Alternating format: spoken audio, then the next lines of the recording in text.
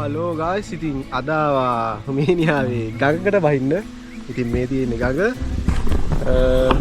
ගඟක් ඇලක් වගේ තමයි. මේ පල්ලෙහාට ඇති ගල් එහෙම තියෙනවා. මේකේ වතුර පට්ට සීතලයි.